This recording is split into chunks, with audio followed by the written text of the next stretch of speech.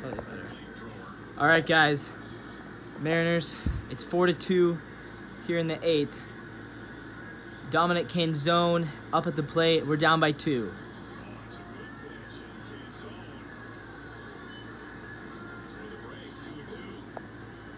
Cade Marlowe on at second base. He's reached base 3 times today.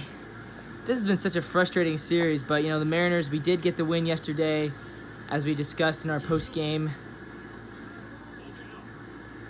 Dominic Canzone, good job working the count. Because it's been a tough series. It has. The past 2 games that we won, it was like biting your lips win. They did. A win. I agree. A win's a win, but it's still, and we're still in this game too. They have a chance here. You never know. Okay, they get attaboy, Canzone, doing things right. The bottom of the order has really come through today. Caballero has been on base twice. Caballero's had a monster series. He's been, I believe he had like 6 or 7 hits in this series.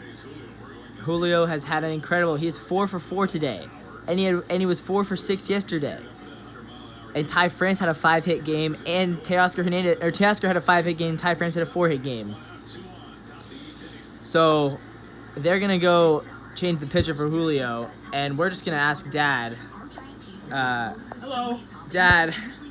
You're a guy who really supported the trading Paul Sewald. Is that true? I didn't necessarily support it, but what my comment was is anytime you can trade a relief pitcher arm for bats, you do it. Because you can always find new relief pitchers. You just look at what the Mariners have done the last few years.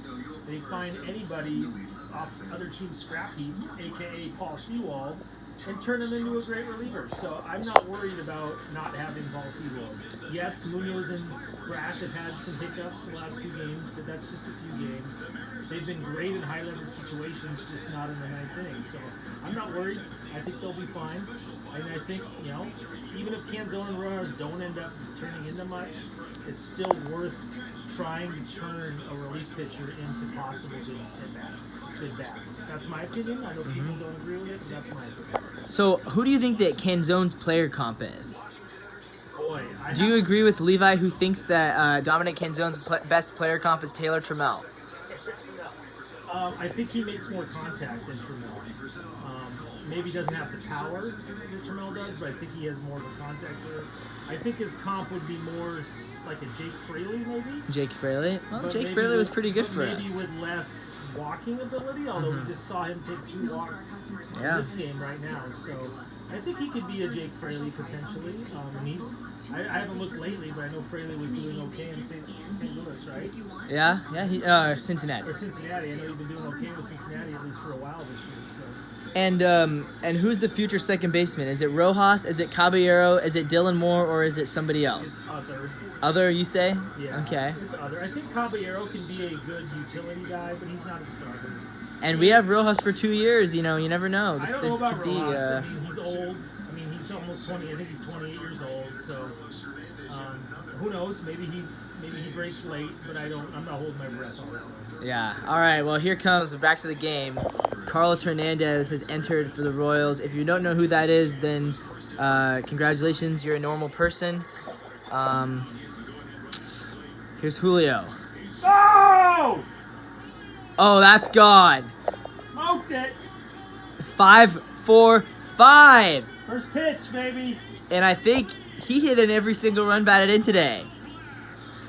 Ooh, Yeah, that's his 5th RBI, and he had 5 runs. That was correct. He's on fire, baby.